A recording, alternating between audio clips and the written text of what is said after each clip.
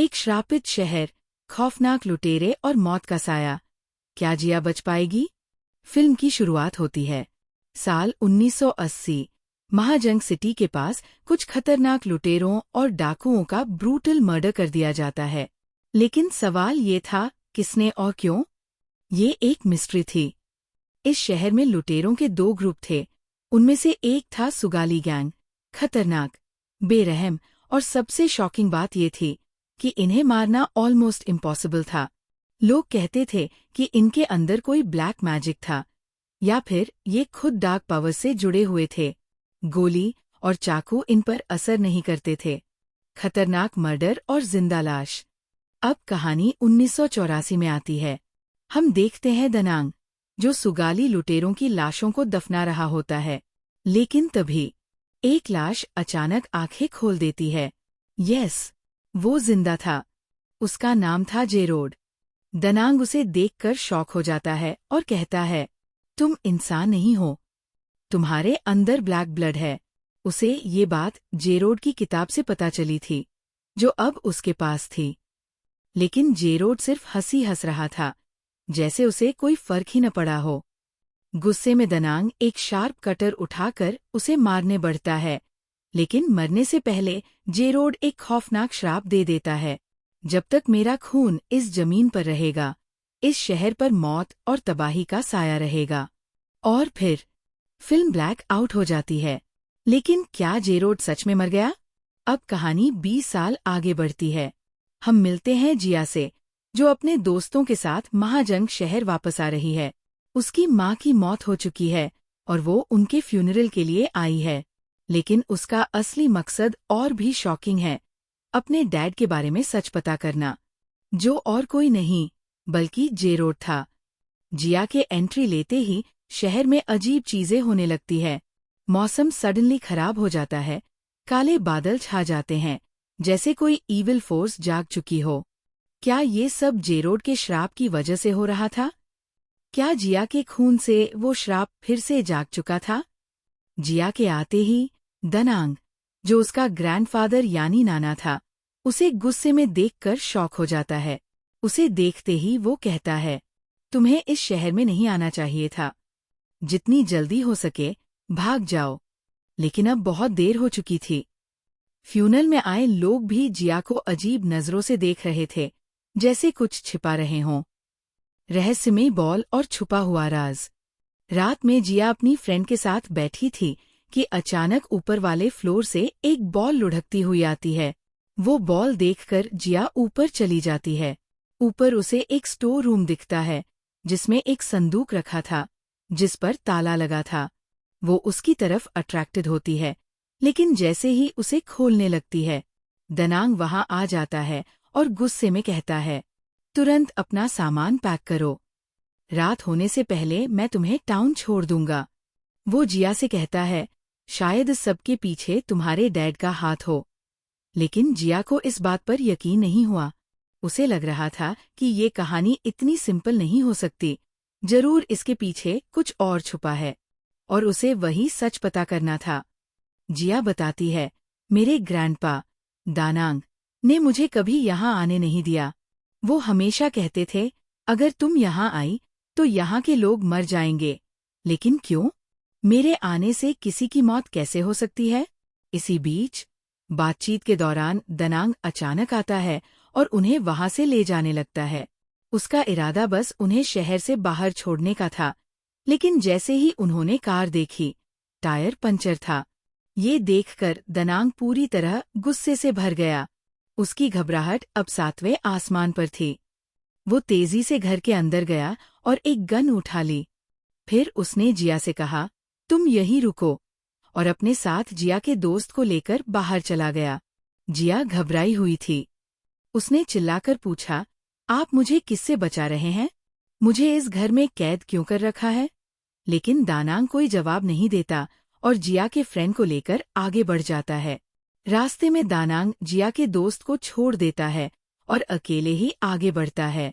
वो सिगरेट जलाता है और बड़े आराम से पीने लगता है। तभी अचानक हवा में एक काला साया नजर आया। पहले उसने इग्नोर कर दिया, लेकिन फिर 4 काले सायों को देखा जो एक कॉफिन उठाए हुए थे। ये देखकर जिया का दोस्त बुरी तरह डर गया। लेकिन सिर्फ वो ही नहीं, ये काले साए 2 सिक्योरिटी गार्ड्स और पड़ोस की एक बूढ़ी औरत ने भी देख लिए। जैसे ही उस बुजुर्ग औरत ने उन्हें देखा, उसने तेजी से अपनी बेटी को कमरे में छिपा दिया। क्यों? क्योंकि वो जानती थी, जो भी इन आत्माओं को देखता है वो जिंदा नहीं बचता। लेकिन अफसोस, उसकी कोशिश नाकाम रही। पहले उन स्पिरिट्स ने उस आंटी को मार दिया और फिर दोनों गार्ड्स को भी। अब इससे पहले कि ये सोल्स जिया के दोस्त को भी मार देती, तभी जिया वहां पहुंच जाती है। लेकिन उसका दोस्त बुरी तरह कांप रहा था। उसने घबराकर कहा, मैंने यहाँ पर सोल्स देखी हैं। लेकिन जिया को उसकी बातों पर यकीन नहीं हुआ। तुम्हें जरूर ग्रैंडपा ने ये सब सिखाया होगा। पर तभी जिया देखती है कि उसके दोस्त का मुंह सूजने लगा। वो अपने गले को ऐसे पकड़ रहा था जैसे कोई उसका गला घोंटने की कोशिश कर रहा हो। उसके पैर जमीन से ऊपर उठ गए थे। ये क्या हो रहा था? फिर दानांग जल्दी से एक शीशा लेकर आया और उसमें जो देखा उसने सबको दहला दिया। शीशे में वही 4 खौफनाक सोल्स दिख रही थी। आम आंखों से वो नहीं दिख रही थी, लेकिन शीशे में साफ नजर आ रही थी। अब दानांग ने बिना वक्त गवाए बंदूक उठाई और फायर कर दिया। लेकिन गोलियों में बारूद की जगह नमक भरा हुआ था। जैसे ही नमक उन आत्माओं को लगा, वो चिल्लाते हुए पीछे हट गईं। इसी नमक की वजह से उन सोल्स ने जिया के दोस्त को छोड़ दिया।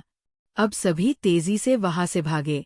वो दानांग से सवाल पूछती है कि ये सब क्या है। दानांग बिना कोई जवाब दिए आगे बढ़ते रहे।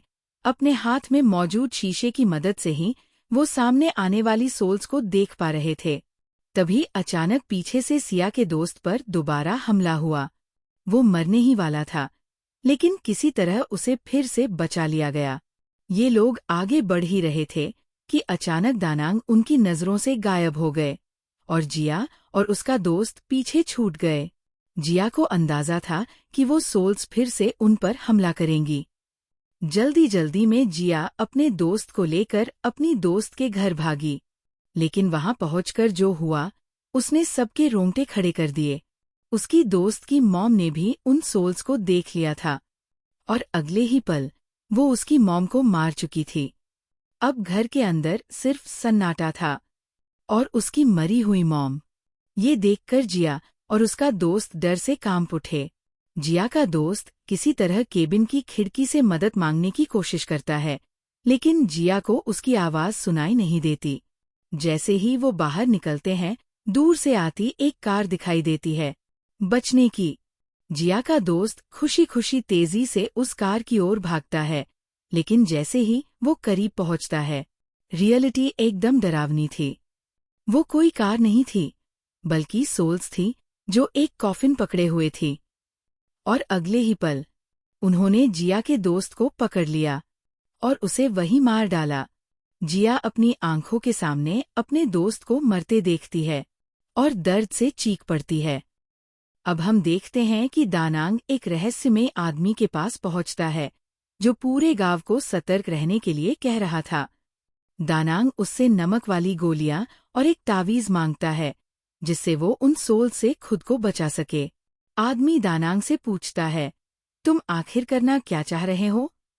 दानांग गहरी सांस लेकर जवाब देता है, जेरोड की बेटी वापस आ चुकी है, और तुम जानते हो ना, उसका श्राप क्या है? जब उसका खून यहाँ बहेगा, तबाही आएगी, लेकिन उसी का खून उसे खत्म भी कर सकता है, और मैं उसकी बेटी के खून से इस श्राप को हमेशा के लिए खत्म कर दूंगा। अब हमें दिखाया जाता है कि जिया को किसी ने किडनैप कर लिया है, और जिसने ऐसा किया उसका नाम था या तो कभी लुटेरों को मारने के लिए काम करता था, लेकिन अब वो जिया के गले में पड़े तावीज को गौर से देखता है। यही वो चीज थी जो उसे बुरी सोल से बचा सकती थी। जिया उससे पूछती है, ये तावीज किस लिए है? या तो जवाब देता है, ये उस श्राप से बचने के लिए है जो तुम्हारे डैड ने इस पूरे गांव पर दिया था। अब जिया को समझ आ गया कि या तो सब कुछ जानता था, उसके डैड और उसके ग्रैंडपा के बारे में। वो गुस्से से पूछती है, मुझे सच सच बताओ, मेरे डैड के साथ आखिर क्या हुआ था? अगर तुम यहाँ एक कदम भी और रुके, तो ये गाँव तबाह हो जाएगा। जिया की आंखें फटी रह जाती है। बयान के मुताबिक तुम्हारे डैड को दनांग ने गला काटकर मारा था, लेकिन जेरोड का तो पूरा जिस्म टुकड़ों में बंटा था। फिर भी वो जिंदा है, क्योंकि वो कभी मर नहीं सकता। उसके अंदर ब्लैक पावर्स हैं, और ये बात पूरे गांव को पता थी। लेकिन फिर भी दनांग ने उसका गला काट दिया, और उससे पहले तुम्हारे डैड ने इस गांव को श्राप दे दिया था। जब तक जेरोड का खून इस जगह पर रहेगा, तबाही और मौत इसी जमीन पर बरसेंगी। अब सोचो, तुम्हारे अंदर भी वही खून है। जिस दिन से तुम यहाँ आए हो, मरे हुए सुगाली रुटेरे की सारी सोल्स वापस लौट आई है, और जो भी उन्हें देखता है, वो खुद मौत की नींद सो जाता है। क्या तुम्हें याद है, जिस दिन तुम इस गांव में आए थे, उस दिन पूरा आसमान काले बादलों से ढक गया था? जिया के रोंगटे खड़े हो जाते हैं। उसे अब सब समझ आ रहा था। इसी बीच एक हाथ दिखाया जाता है, वही हाथ जिससे दनांग ने नमक वाली गोलियां और ताबीज लिया था। उसकी वाइफ गुस्से से लाल थी। तुमने वो ताबीज और गोलियां दनांग को क्यों दी? हमारे पास भी वो किताबिश था, अब हम कैसे बचेंगे? वो अभी कुछ बोल ही रही थी कि अचानक दरवाजे पर जोर की दस्तक हुई। कभी कभी मौत खुद दरवाजा खटखटाने आती है। दरवाजा खुलते ही बाहर वही सोल्स खड़ी थी। आदमी की वाइफ ने जैसे ही उन्हें देखा, उन सोल्स ने उसे मौत के घाट उतार दिया। आदमी उन्हें नहीं देख सकता था, लेकिन जैसे ही उसने अपनी बीवी को बचाने की कोशिश की, वो खुद भी मारा गया। अब हमें जिया और यान तो दिखाई देते हैं। जिया पूछती है, जेरोड आज तक जिंदा कैसे हैं? यान तो बोलता है, हाँ, वो जिंदा है। उसे कोई नहीं मार सकता। आम तरीके से तो बिल्कुल भी नहीं। बहुत से लोगों ने जेरोड को खत्म करने की कोशिश की, यहाँ तक कि दनांग ने भी। दनांग ने उसका पूरा जिस्म काटकर अलग अलग जगहों पर दफना दिया, लेकिन फिर भी उसका साया इस गांव में मौजूद है। जो एक बार मरकर भी जिंदा रहे, उसे मारने का तरीका क्या हो सकता है? यान तो अब जिया को सबसे खौफनाक सच्चाई बताता है। तुम्हारे डैड को कोई नहीं मार सकता, सिवाय तुम्हारे। केवल तुम्हारा खून ही उसे खत्म कर सकता है, और इस गांव को इस श्राप से आजाद कर सकता है। जिया का दिमाग सुन पड़ जाता है। लेकिन मैं ये सब कैसे करूंगी? जैसे ही जिया को सच्चाई पता चलती है, एक आदमी उसे बताता है, तुम्हें अपने डैड की बॉडी और उनके सिर को ढूंढना होगा। जब तुम दोनों को जोड़ दोगी, तो जेरोड की आत्मा वापस आ जाएगी। लेकिन एक आखिरी काम बाकी रहेगा। जैसे ही उसकी आत्मा लौटेगी, तुम्हें अपना खून अपने हथियार यानी कुल्हाड़ी पर लगाना होगा। फिर उसी कुल्हाड़ी से तुम अपने डैड यानी जेरोड को मार सकोगी। सिर्फ तभी उनका श्राप खत्म होगा। लेकिन ये सब इतना आसान नहीं था। असल में ये सब एक प्लान था। जिया को यहाँ सिर्फ अपने डैड को खत्म करने के लिए लाया गया था। उसे लगा था कि उसके ग्रैंडपा गांव वालों के लिए लड़ रहे हैं, लेकिन हकीकत कुछ और थी।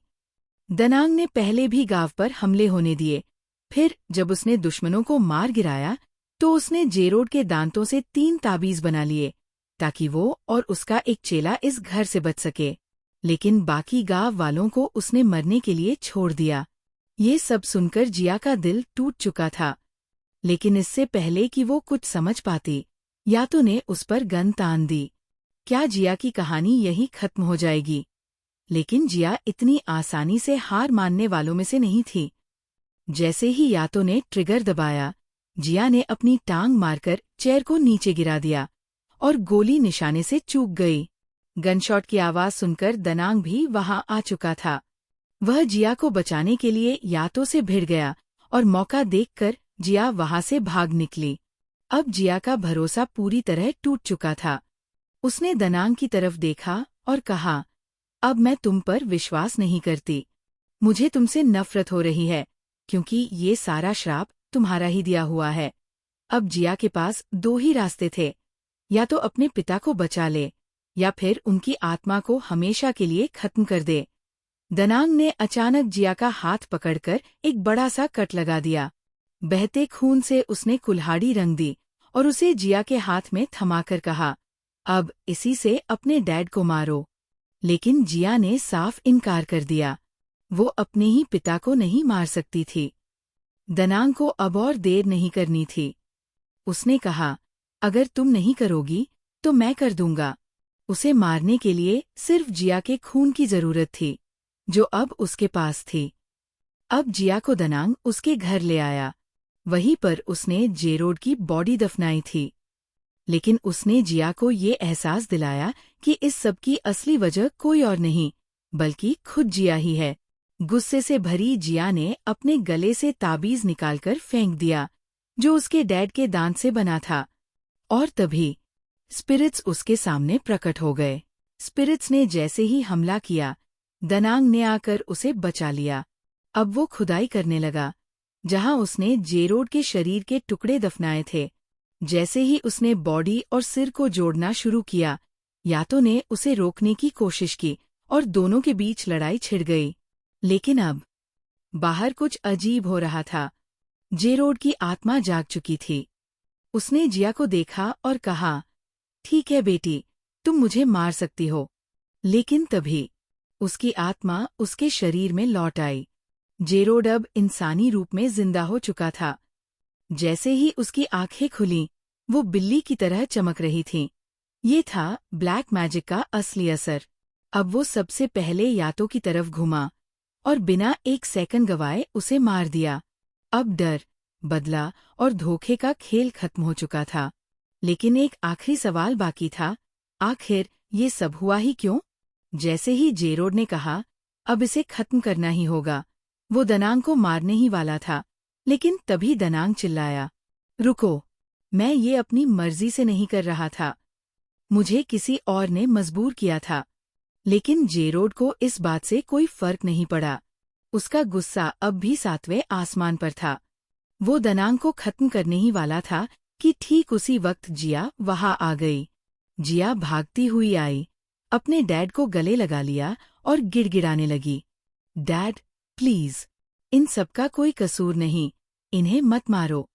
लेकिन अब जेरोड के लिए बेटी की बात भी मायने नहीं रखती थी। वो गुस्से से बोला, जब तक इस पूरे गांव को खत्म नहीं कर दूंगा, मेरी आत्मा को शांति नहीं मिलेगी। जिया को एहसास हो गया था कि उसके डैड अब पूरी तरह से पागलपन की हद तक जा चुके हैं। अब एक ही रास्ता बचा था। उसने धीरे से जमीन पर गिरा खूनी चाकू उठाया और अपने ही डैड पर हमला कर दिया। क्या अब सब खत्म हो गया था? क्या जेरोड मर चुका था? लेकिन कहानी यही खत्म नहीं होती। जिया दनांग को लेकर वहां से निकलने लगी। उसे अब यकीन हो गया था कि दनांग असल में बुरा इंसान नहीं था। लेकिन तभी उसकी सबसे अच्छी दोस्त वहां आ गई, जिसकी मां अभी अभी मरी थी। और अब उसे सच्चाई का पता चल चुका था। ये सब तेरी वजह से हुआ जिया। गुस्से में उसने जिया पर गोली चला दी। ये देखकर दनांग को गुस्सा आ गया और उसने उस लड़की को भी मार दिया। लेकिन इस हमले में दनांग भी मारा गया। अब जिया आखिरी सांसें ले रही थी। उसकी आंखों के सामने अंधेरा छा रहा था। और तभी उसे एक अजीब ख्याल आया। उसने धीरे से वही खूनी चाकू उठाया जिससे उसने अपने डैड को मारा था और उसे खुद के अंदर घोंप लिया। अब जिया को मर जाना चाहिए था। लेकिन क्या सच में वो मर गई? पोस्ट क्रेडिट सीन, असली सस्पेंस तो अब शुरू होता है। हमें जिया की लाश की जगह उसे सड़क पर चलते हुए दिखाया जाता है। उसके जख्म धीरे धीरे ठीक हो रहे थे। मतलब अब जिया मरी नहीं थी, बल्कि वो जिंदा हो रही थी। अब सवाल ये था, आखिर जिया में ये ताकत आई कहाँ से? और तभी हमें एक और सीन दिखता है। एक अनजान आदमी अंधेरे में आता है और जेरोड की लाश को उठा लेता है। वो बुदबुदाता है, आखिरकार मैंने इसे ढूंढ ही लिया। क्या ये वही आदमी था जिसने दनांग को ये सब करने के लिए मजबूर किया था? क्या ये कहानी सच में खत्म हो चुकी थी, या फिर ये बस एक नई तबाही की शुरुआत थी? The end. या फिर नहीं,